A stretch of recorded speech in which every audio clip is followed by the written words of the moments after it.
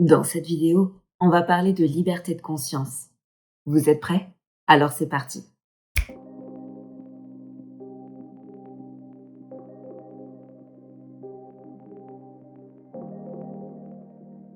Bonjour et bienvenue à vous qui êtes prêts à changer. Donc aujourd'hui dans cette vidéo, on va parler de liberté et comment la liberté s'inscrit dans l'hypnose. Je sais que c'est un sujet un petit peu tendancieux, surtout quand on parle d'hypnose, donc je trouvais ça intéressant d'en parler aussi avec vous pour vous montrer que finalement, l'hypnose, elle permet en quelque sorte de retrouver une certaine liberté. Mais ça, on le verra plus tard dans la suite de cet épisode.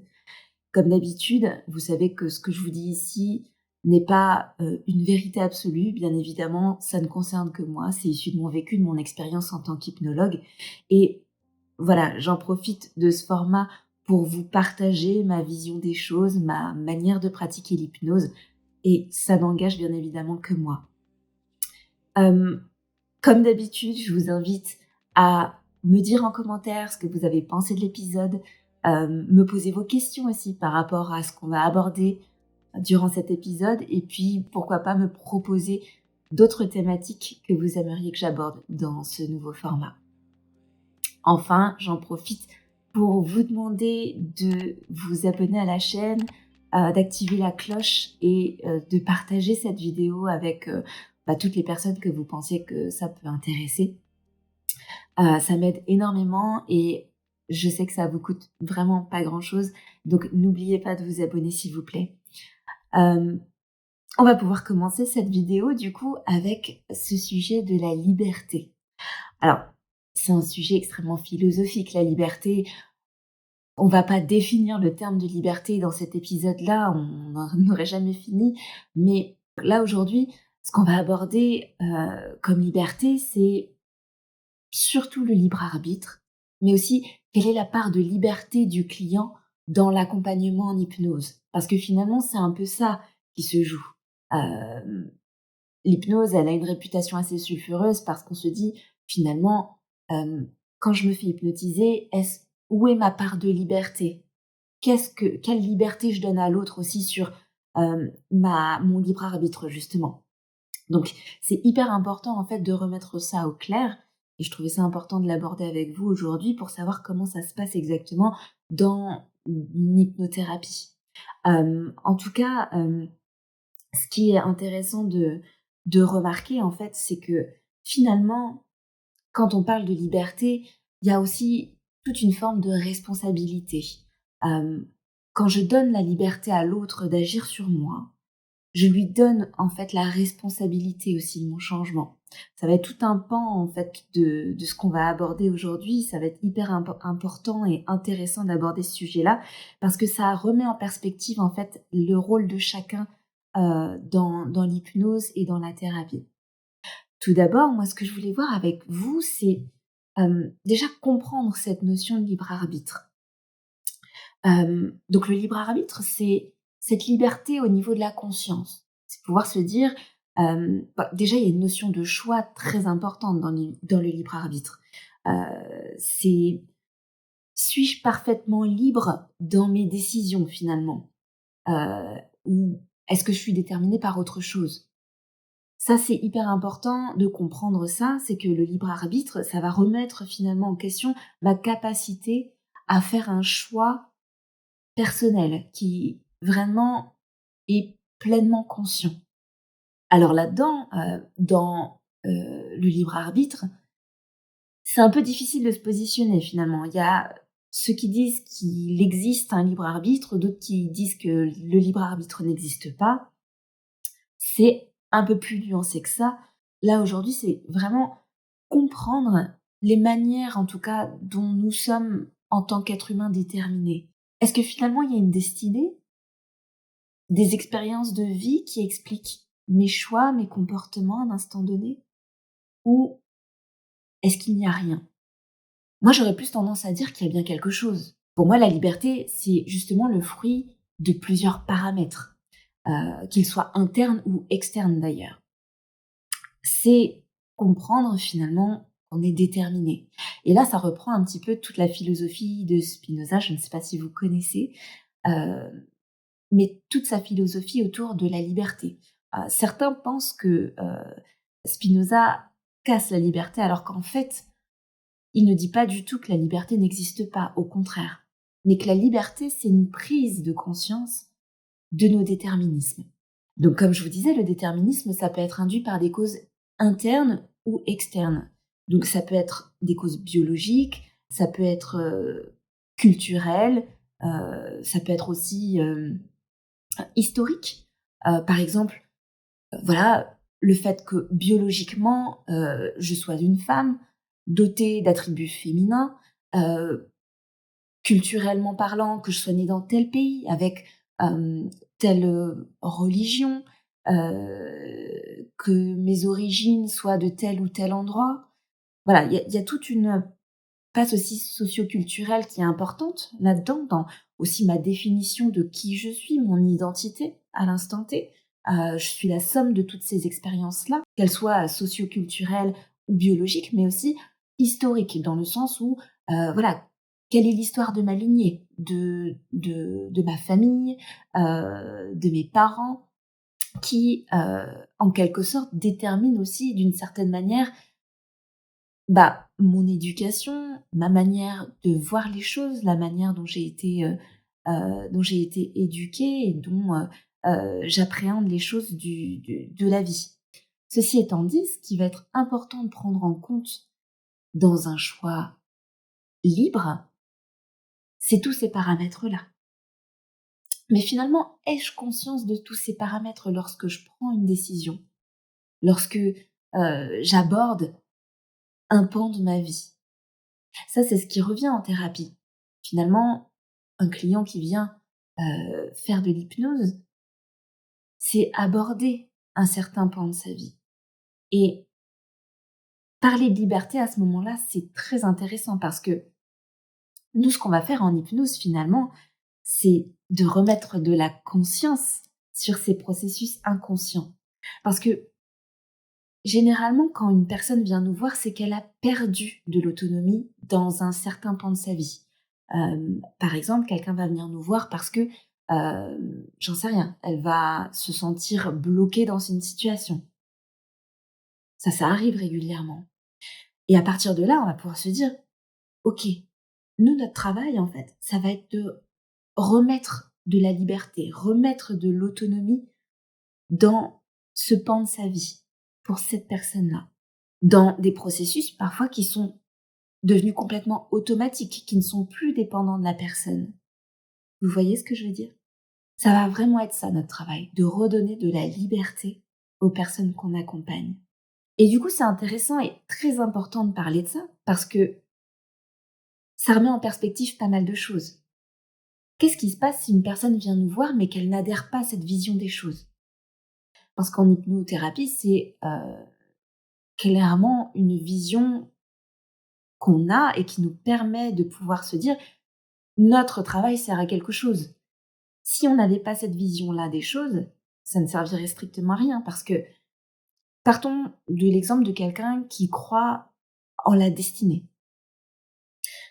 Quelqu'un qui croit en la destinée, ça va vouloir dire que cette personne, elle pense que toute sa vie, en fait, a été écrite en amont. C'est-à-dire que même avant sa naissance, tout a été écrit quelque part et que finalement, toutes ses actions, tous ses choix, toutes ses expériences vont être déterminées, qu'elle n'a aucun pouvoir là-dessus. Clairement, une personne qui pense ça, elle va pas aller voir un hypno. Parce que aller voir un hypno, ça voudrait dire ne plus croire en ça. Aller voir un hypno, c'est penser qu'il y a une possibilité de faire autrement, de changer les choses. Alors, imaginons que cette personne-là vienne malgré tout en cabinet pour faire une séance d'hypnose. L'idée, du coup, ça serait pas forcément de travailler sur sa problématique du moment, quelle qu'elle soit. Ça va être déjà de travailler sur sa vision, de remettre les choses en perspective et de lui dire: «Cette croyance est une croyance finalement. Cette, croyance sur ma vie a été écrite et déterminée une destinée qui rentre en jeu. Cette façon de voir les choses est une croyance. Et de lui faire comme ça prendre du recul sur les choses pour finalement la questionner sur OK, maintenant que vous avez pris du recul sur ça, est-ce que vous décidez finalement de continuer à croire à ça et c'est complètement OK? Ou bien est-ce que vous souhaitez voir les choses autrement finalement? Est-ce qu'en prenant conscience du fait que cette vision des choses reste une croyance, souhaitez-vous continuer dans cette croyance-là ou bien voir les choses autrement? Et ça lui appartient complètement. Mais du coup, on y reviendra tout à l'heure, mais ça remet une forme d'autonomie dans les choses. Je ne sais pas si vous voyez déjà cette notion revenir, cette notion de responsabilité, cette notion d'autonomie. C'est faire des choix finalement sur ce qu'on décide de croire ou non. Ensuite, avec le travail en hypnose, bien évidemment, il suffit pas juste de dire moi je ne veux plus croire en ci ou plus croire en ça. C'est beaucoup plus compliqué, on est d'accord. Mais avec le travail en hypnose, du coup, on va pouvoir justement agir sur ces processus inconscients qui se sont installés, parfois introjectés, parce que notre famille pense comme ça, parce qu'on a été éduqué comme ça. Et du coup, ça demande parfois en hypnose d'aller justement retravailler tous ces processus qui sont devenus inconscients. Mais vous voyez déjà que le travail n'est plus au même endroit et que parfois on est amené à travailler d'autres choses avant de pouvoir réellement travailler sur le problème pour lequel la personne est venue nous voir. C'est important de le prendre en compte parce que parfois on peut avoir l'impression qu'en fait, aller voir un hypno, c'est rapide, c'est facile, ça va vite. Parfois, une séance, 2 séances, ça va être réglé. Sauf qu'en fait, ça va beaucoup plus loin que ça. Ça tient à beaucoup plus de mécanismes que ça. Je sais pas si vous vous en rendez bien compte, quand je vous dis tout ça. Et donc pour moi, c'était important de parler de tout ça parce que pour en revenir à cette vision assez, spinoziste de la chose, Spinoza nous rappelle que c'est la raison qui nous permet d'être libres. Parce que finalement, la raison, elle nous permet de prendre ce recul-là dont je vous parlais tout à l'heure. De prendre ce recul sur ce qui nous détermine à l'instant T, sur mon éducation, sur cette vision que peut-être mes parents m'ont introduite et qui n'est peut-être pas forcément celle que j'ai envie de garder. Voyez? Donc, à partir d'une situation où on se sent bloqué, on se dit de toute façon, je ne peux pas changer les choses puisque ma destinée est écrite, puisque je crois au destin. Se dire, ok, ma raison me dit que croire en la destinée, typiquement, croire en la destinée, cette vision des choses est une croyance. Et là, je peux, du coup, me dire, ok, cette croyance-là, d'où elle me vient?